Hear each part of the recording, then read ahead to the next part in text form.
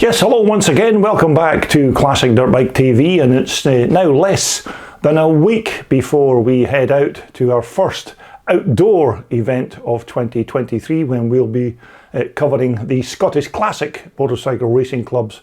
Round 1 event at Fanehaven Hill in Forfar. And don't forget that soon after that event you can see all of the bikes in the paddock and of course all of the bikes racing on the track here on my YouTube channel. But right now we're going to take a look at a bike that I filmed a few years back now, and it's such a fantastic looking bike that we're going to do an updated version on that video right now. So without any further delay, let's jump straight into that video and take a look at this lovely Mark III Rickman Metisse Steve McQueen Desert Racer. So, as I said, this lovely Steve McQueen Triumph Metisse Desert Racer is a bike that I filmed many years back, and there is currently another short video on this bike already on my YouTube channel from back in the day, although by special request from one of my loyal YouTube subscribers, I've decided to do an updated version of this lovely machine. Now, this particular Triumph Metisse belongs to twin shock and enduro racer Alan Bott, and this machine here is number 6 of the Rickman Metisse production line, which was all part of a limited edition of only 300 Steve McQueen Triumph Desert Racer replicas that were built by Rickman Metisse some years ago. Now, these nice shots here were filmed under the lovely backdrop of Drumlandrig Castle near Thornhill in Scotland. So basically these replica Triumph Metisse bikes are just copies of the self-same Mark III Metisse from the 1960s, although it's said that Steve McQueen had his particular Triumph modified so that it would cope better with the demands of desert racing in the USA. But each one of the limited 300 examples that were made had an official certificate with the production number of your bike added onto it, which was also said to have a copy of Steve McQueen's signature on the fuel tank, all of course endorsed by the McQueen family estate. But let's just begin with the bike's chassis, which is made from 4130 chrome moly steel tubing, which is immaculately bent and shaped and then nickel plated to give it this fantastic shiny patina.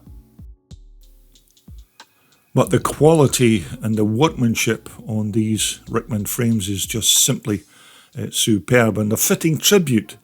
to the great Don and Derek Rickman, who initially came up with the idea and the design all those years ago.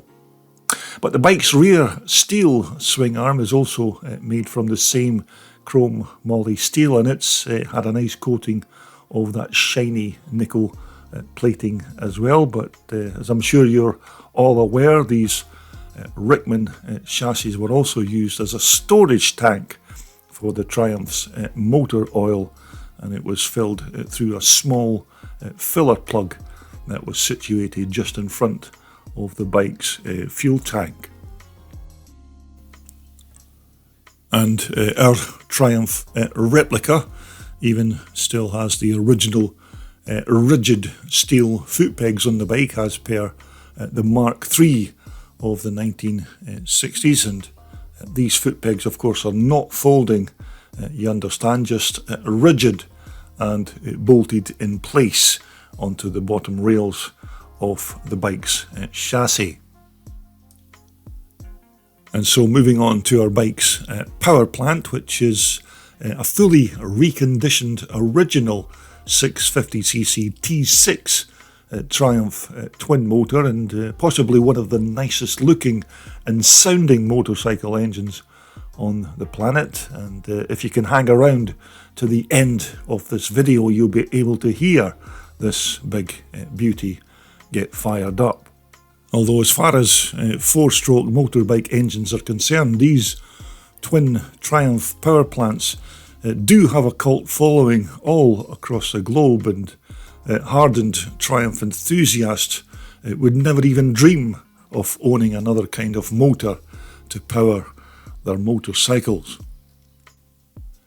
Now, on the transmission side of our Triumph motor, the gearbox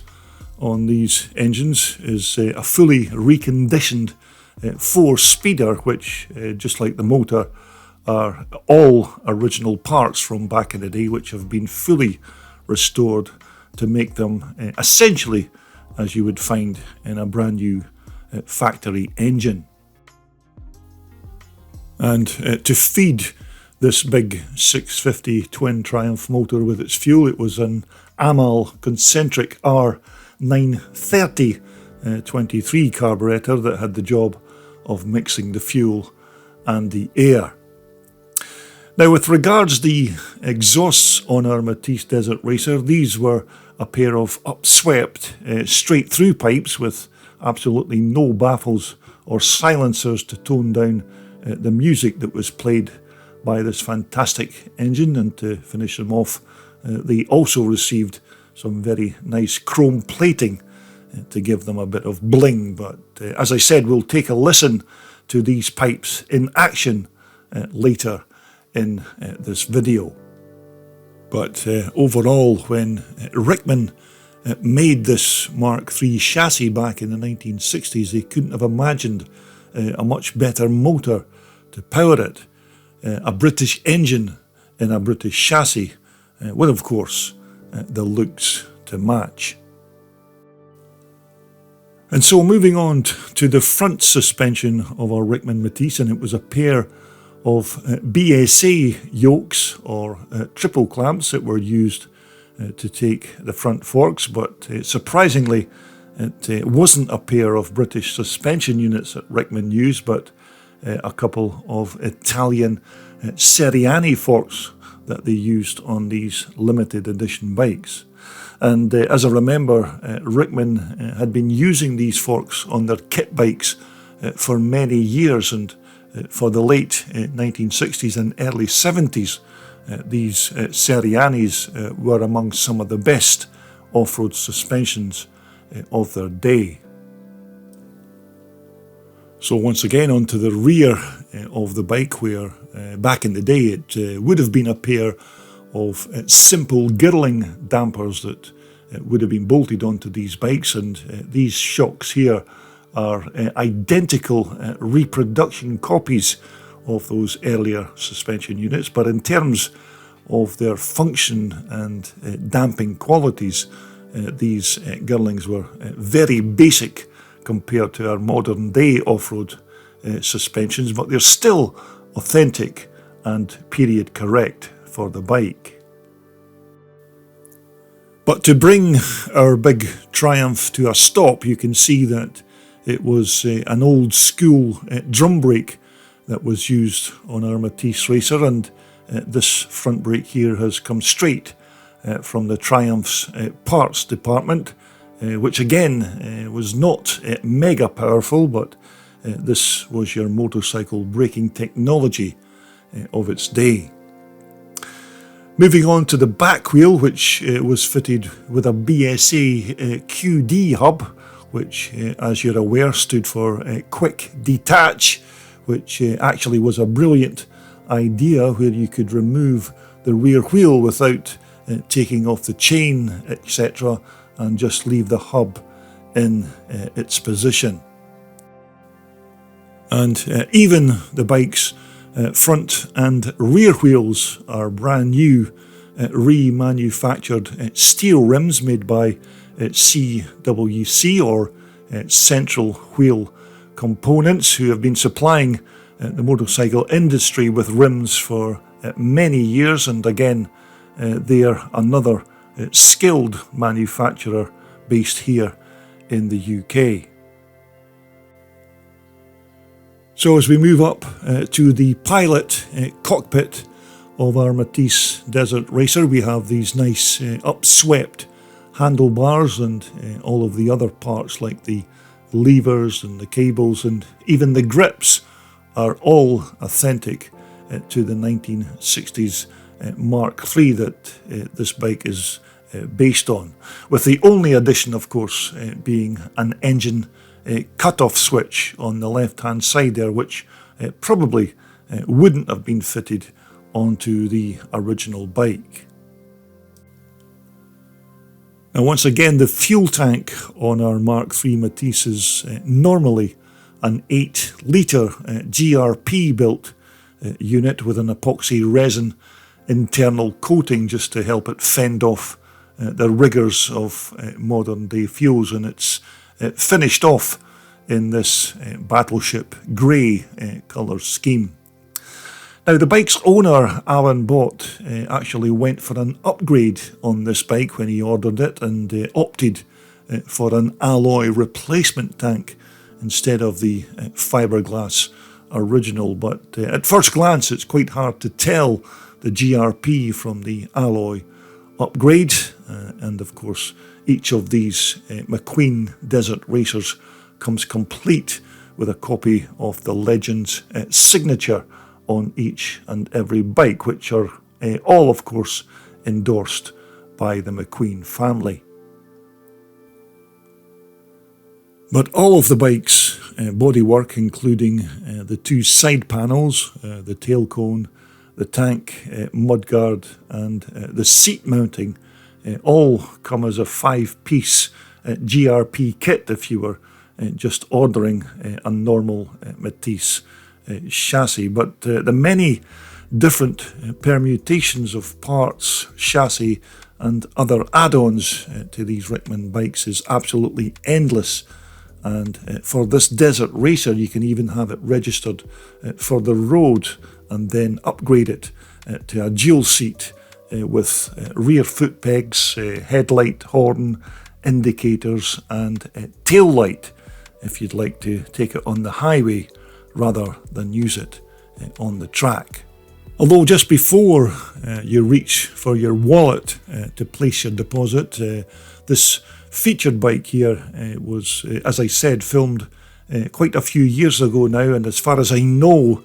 Rickman Metisse have already made and sold all of their initial run of 300 units, and as yet there are no plans to recommence production on these McQueen Desert Racers. Although, as far as I'm led to believe, Alan has no intentions of racing this bike on any kind of racetrack or even applying the road kit onto it to use it on the highway. And his initial idea was just to keep the bike as an investment for the future and as a valuable addition to his collection of rare dirt bike motorcycles. But just looking at the fantastic lines of this Mark III Rickman Metisse, you can immediately see how Steve McQueen loved these bikes, and after his first few rides on one of these Mark IIIs, he came out with that now legendary quote saying that this rig is the best handling bike I've ever owned. And of course, he'd be absolutely correct in that respect. Okay, so we've talked a little bit about the parts involved in the bike's construction, so let's just get Alan to fire her up and let's have a listen to that lovely Triumph twin motor.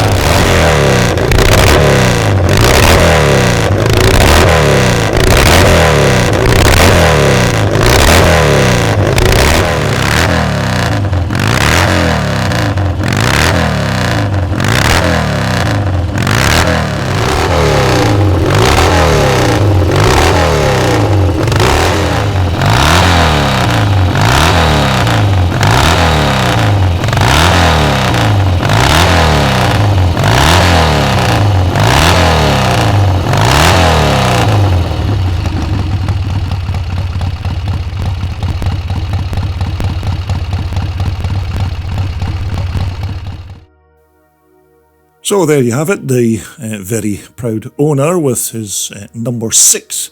of a 300 limited edition run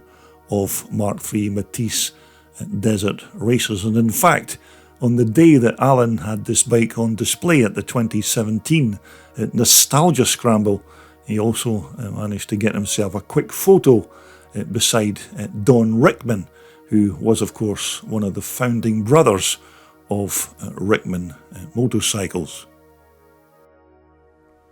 Well, I do hope you enjoyed that walk around Alan Bott's lovely Rickman Metisse Mark III Triumph Desert Racer. That bike, of course, was just number 6 of a limited edition of only 300 bikes that were built by the Rickman factory. But coming up next here on my YouTube channel, we'll be heading out and about for our first time of 2023, and we'll be covering round 1 of the Scottish Classic Motorcycle Racing Club's 2023 Championship. And of course you can see all of the bikes and all of the bikes racing on the track if you retune to my YouTube channel. But until the next time, everybody out there, continue to be safe and well when you're riding those old vintage dirt bikes. But until then, it's goodbye for now.